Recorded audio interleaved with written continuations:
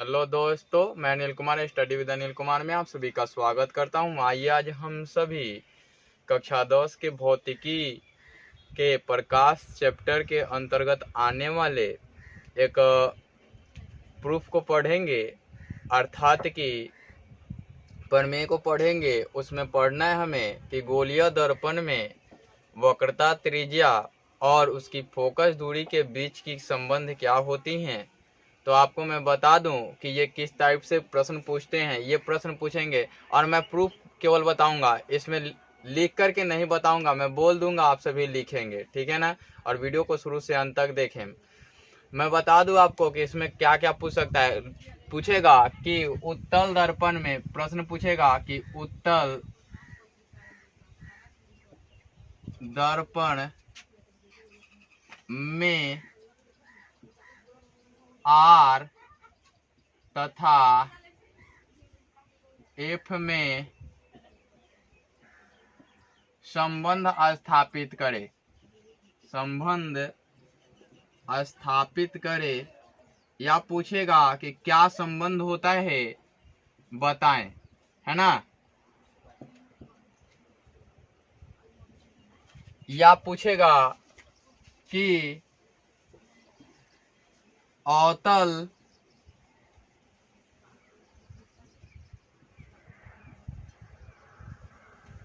दर्पण में आर तथा एफ में संबंध स्थापित करे, संबंध स्थापित करे। या पूछेगा कि गोलीय दर्पण की वक्रता, त्रिज्या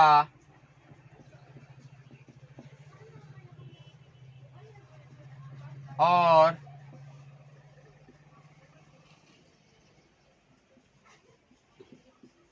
फोकस दूरी में क्या संबंध है।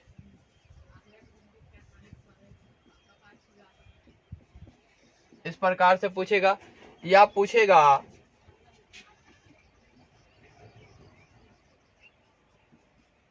गोलीय दर्पण की आर तथा एफ के बीच संबंध स्थापित करे।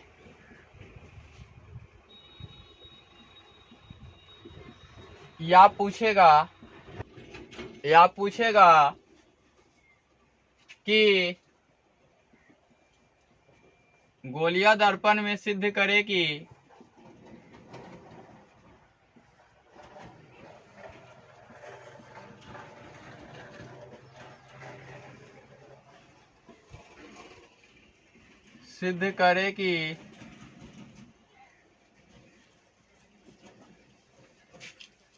F इक्वल टू R/2, है ना।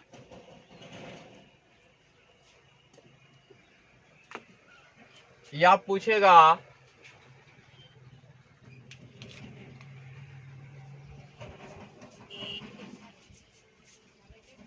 गोलीय दर्पण में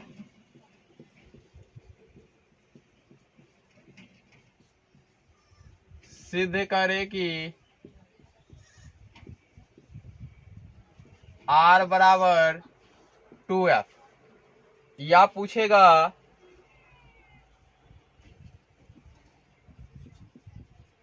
उत्तल दर्पण में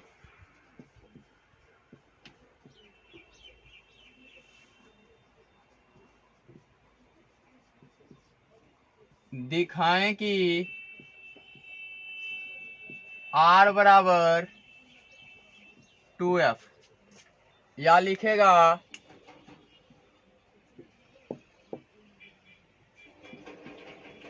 उत्तल दर्पण में, यहाँ उत्तल में उ लगा लेंगे, तल, उत्तल दर्पण में दिखाएं कि F बराबर R/2, R/2, या लिखेगा अवतल दर्पण में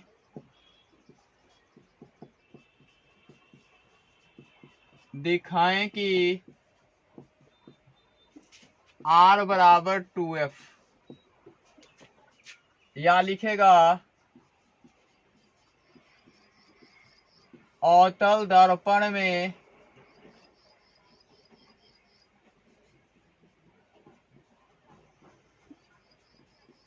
दिखाएं कि F बराबर R/2। इस प्रकार से इतने टाइप से ये प्रश्न पूछे जा सकते हैं, देख सकते हैं आप। और सारे लैंग्वेज में वैरायटी ऑफ लैंग्वेज, केवल चेंज क्या करते हैं, ये चीज चेंज करते हैं कि लैंग्वेज चेंज हो जाता है, बाकी सब वही होता है। देखिए यहाँ RF में संबंध, यहाँ F और R में ही संबंध है, यहाँ भी RF में ही संबंध है, सभी जगह RF में ही संबंध दिखाए जाते हैं। अब यहाँ स्पेशली देखिए कि आपसे गोलीय दर्पण पूछ देगा तो आप अवतल दर्पण में प्रूफ करें या उत्तल दर्पण में प्रूफ करें, कोई फर्क नहीं पड़ता है। लेकिन जब वह स्पेसिफाई कर दे कि आपको उत्तल दर्पण में ही बताना है तो आपको उत्तल दर्पण बताना होगा। आपको कह दे कि अवतल दर्पण में ही बताना है तो अवतल दर्पण बताना होगा। लेकिन गोलीय दर्पण कह दे तो केवल और केवल गोलीय दर्पण के संबंध में चर्चा करनी होगी। आपको मैं इस वीडियो में बताऊंगा, लैंग्वेज नहीं लिखूंगा। आप बोलेंगे तो मैं आगे लैंग्वेज के साथ प्रूफ लिख करके लाऊंगा और बना करके वीडियो में समझा दूंगा एक बार और दे दूंगा, ठीक है। तो आप कमेंट बॉक्स में कमेंट करेंगे पूरा देख करके। तो आइए मैं एक पहले अवतल दर्पण लेकर के बनाता हूं। उत्तल दर्पण से बेहतर समझने की प्रक्रिया अवतल दर्पण में होती है। तो हमने कहा कि व्याख्या पहले होता है, व्याख्या के बाद डायग्राम बनती है, डायग्राम के बाद इसका प्रूफ होता है। आप पढ़े होंगे किसी भी चीज का प्रमाण करने के लिए उसका पहले एक्सप्लेनेशन और उसके बाद क्या करते हैं, उसके चित्र को बनाते हैं, कंस्ट्रक्शन करते हैं, कंस्ट्रक्शन करने के बाद उसका प्रूफ करते हैं। तो मैं व्याख्या बोल रहा हूं कि एक M और M' नाम का अवतल दर्पण ले लिया मैंने। क्या लिया? M और M' नाम का अवतल दर्पण ले लिया। इसके कहीं भी ध्रुव मान लो आप और इसके केंद्र को मिला लो, इसके केंद्र को मिला लो तो आप पाओगे कि एक सरल रेखा बन गई। आप सोचोगे कि ध्रुव बीच में ही स्थित होता है, तो ऐसा कहने के लिए है कि बीच में स्थित होता है।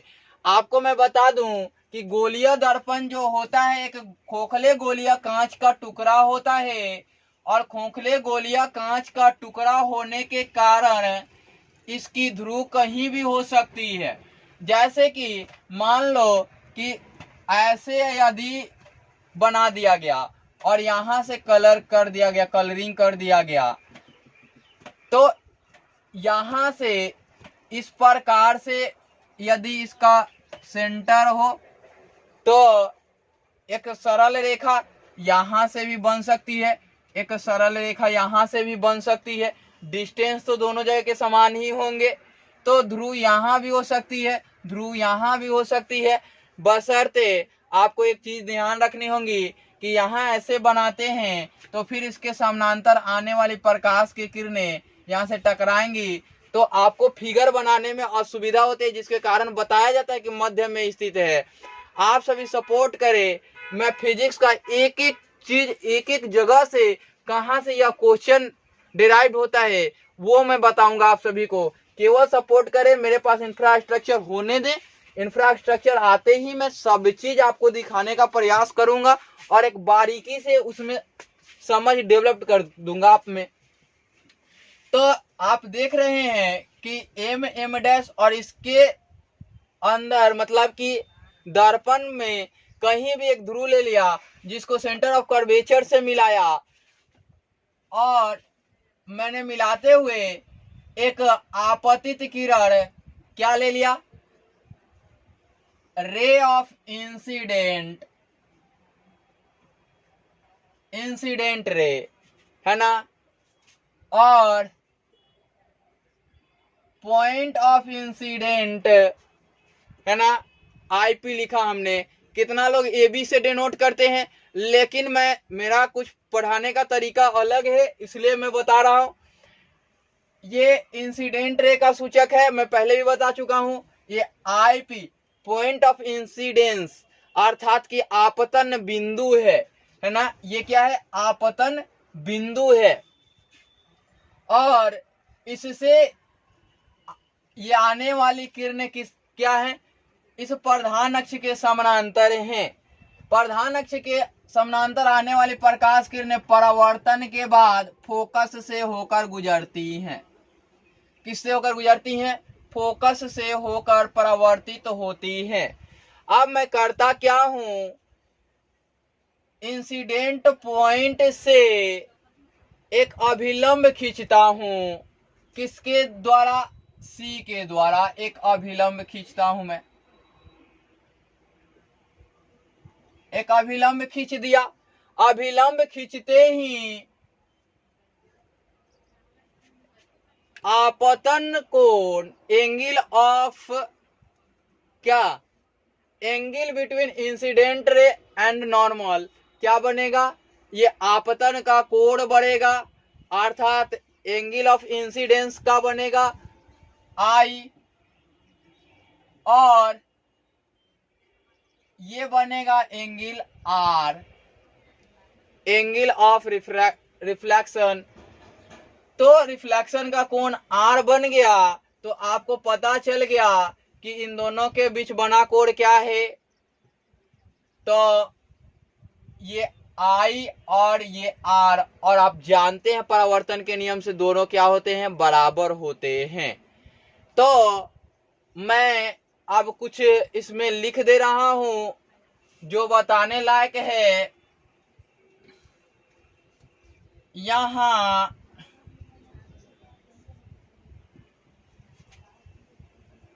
आई आर इक्वल टू आपतित किरण,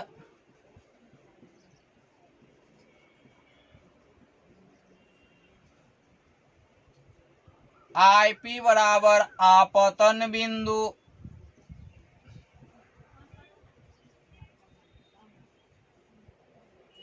इसको मैं डिनोट करूं रे ऑफ रिफ्लेक्शन, लिखूं आर आर परावर्तन का कोण,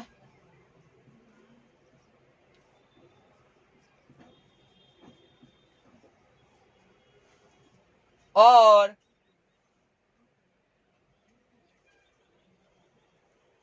आईपीसी क्या है, अभिलंब है, अभिलंब है। इतना तो सबको पता है, अभिलंब है नहीं लिखे, अभिलंब, ठीक है। अब मैं लिखता हूं परमाण।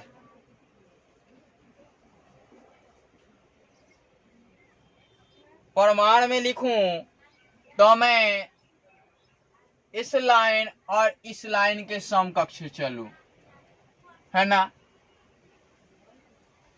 तो अगर आप देखना चाहें तो इस लाइन और इस लाइन के समकक्ष चलूं तो इसके बीच बनने वाली ट्रायंगल की चर्चा होगी।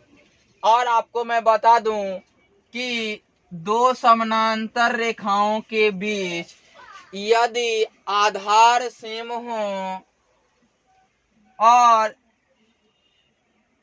ट्रायंगल इस प्रकार से बन जाए या ट्रायंगल इस प्रकार से बन जाए, दोनों का मान क्या होता है, बराबर होता है एरिया में। लेकिन आप एक चीज जानते हैं कि जब पैरेलल लाइन हो तो इस लाइन को मैं मिटा दूं, है ना। तो ये वाली एंगल और ये वाली एंगल बराबर नहीं हो जाएंगे क्या। तो आप देखिए आई पी और आई आर और आई पी और यहाँ सी और यहाँ पी, आप देख रहे हैं कि ये वाली एंगल पॉइंट पी पे बना हुआ एंगल पॉइंट सी पे बने हुए एंगल के बराबर है ना। तो आप अल्टरनेट एंगल से लिख सकते हैं। तो मैं डायरेक्ट आता हूं त्रिभुज यानी कि इंट्रायंगल एफ सी आई पी में कितना लोग एबीसी लिखते हैं तो उनको ट्रायंगल लिखने में आसानी होती है इसलिए ऐसा लिखते हैं, लेकिन हमने पॉइंट को दर्शाया इसलिए पॉइंट के संबंध में लिखा आईपी में। अब आप देख सकते हैं कि एंगल के बारे में हमें चर्चा करनी है, तो लिखते हैं एंगल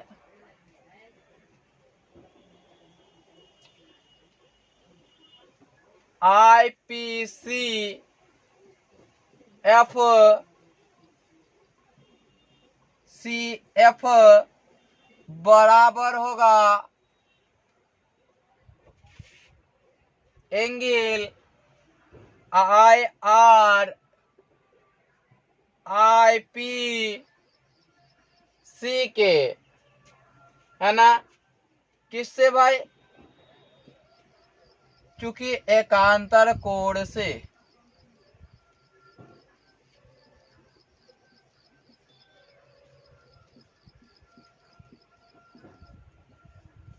आपने देखा कि एकांतर कोण से ये कोण बराबर हो गए,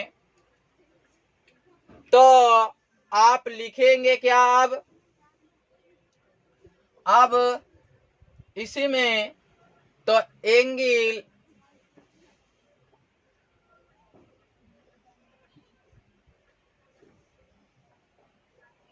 आई P C F equal to angle C I P F किससे बराबर हो जाएंगे,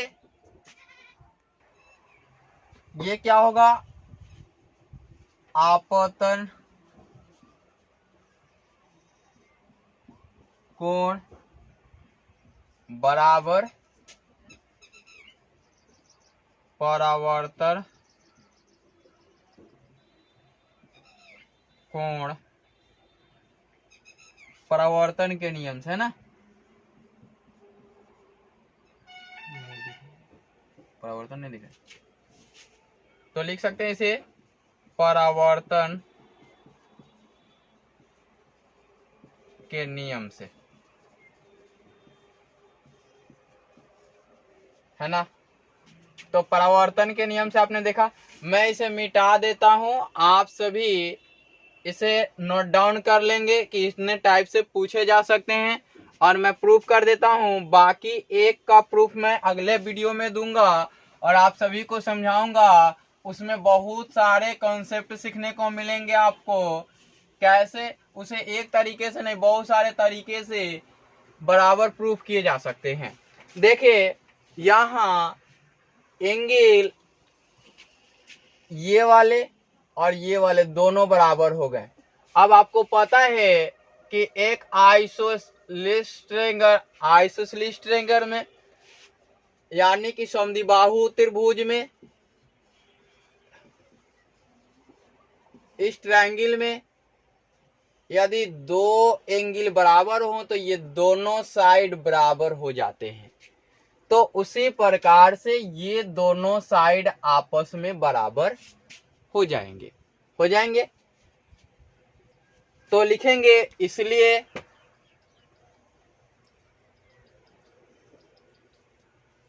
क्या लिखेंगे, इसलिए इसके लिए CF लिखते हैं, तो इसके लिए CIP लिखेंगे, सॉरी IPF लिखेंगे, ये वाला पार्ट लिखेंगे, CF लिखेंगे इधर से। तो CF इक्वल टू IPF।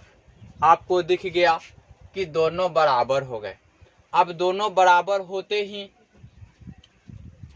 नीचे लिख सकते हैं कि बिंदु ये IP इंसिडेंट पॉइंट किसके निकट हो, ध्रुव के निकट हो, है ना। तो इसको इक्वेशन 1 मान लें आप, और लिखें कि यदि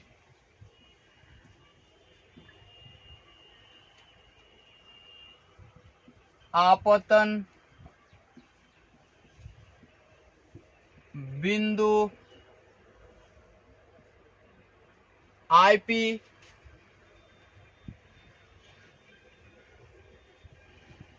ध्रुव के काफी निकट है ना, काफी निकट है।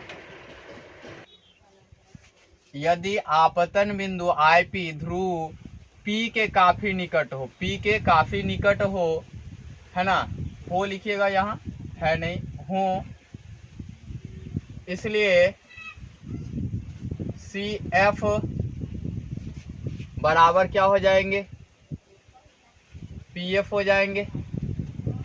CF और PF बराबर हो गए, है ना, सॉरी यहाँ CF होगा, CF और PF बराबर हो गए। अब आप जानते हैं कि यहाँ से यहाँ तक की दूरी फाइंड आउट करनी हो तो यहाँ से यहाँ तक की दूरी आपको पता होनी चाहिए, और फिर यहाँ से यहाँ तक की दूरी को सब्ट्रैक्ट कर लेंगे तो हो जाएगा, है ना। या लिख करके लिखते हैं, CF के बदले क्या लिख सकते हैं, CP माइनस PF बराबर PF लिख सकते हैं, क्योंकि CF और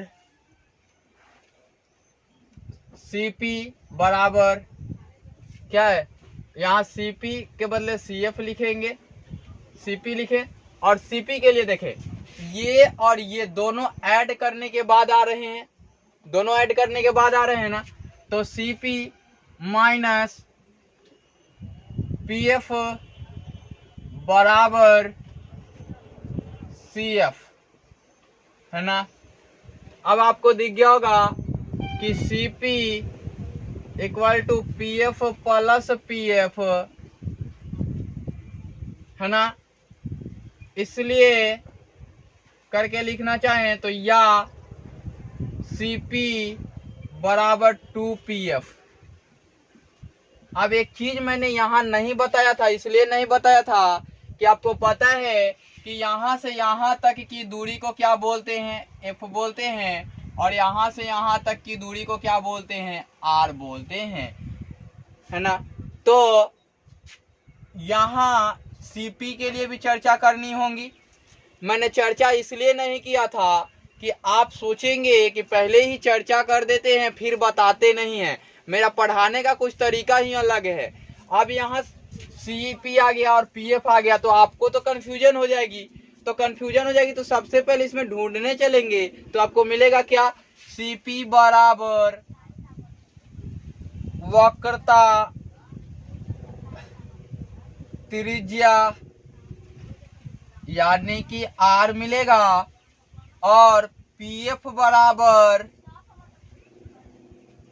फोकस दूरी यानी F मिलेगा। अब यहाँ पुट करें तो CP के लिए R पुट करेंगे और इसके लिए 2F पुट करेंगे, इसलिए R बराबर 2F हो जाएंगे। या तो इसको प्रूव करना होगा, आपको लिखेंगे सिद्ध हुआ या प्रूव्ड हुआ, या आपको प्रूव करना होगा F बराबर इधर 2 है तो इधर आ जाएगा तो R/2 हो जाएगा। दोनों में से कोई एक प्रूव करने देगा, आप इस प्रकार से प्रूव कर सकते हैं। मैं उत्तल दर्पण का बाद में बता दूंगा। अब उत्तल दर्पण बताऊंगा तो ये सभी एक साथ लिखूंगा मैं, है ना, क्योंकि एक में क्लियर कर लिया मैंने, क्योंकि आपको जरूरत की चीजें थी, पहले भी पता था कि आपको जरूरत किसकी पड़ेगी, क्योंकि R और F में संबंध दर्शा रहे हैं तो इनकी तो जरूरत पड़नी ही पड़नी है। हमने पहले ये डायग्राम बताया था इसलिए ये लिखा था, है ना। तो डायग्राम बताने के बाद लिखा, तो यहाँ फिर जो कैलकुलेशन आया, कैलकुलेशन को देखते हुए ये चीज मैंने लिख दिया, है ना। इस प्रकार से यह प्रूव हुआ।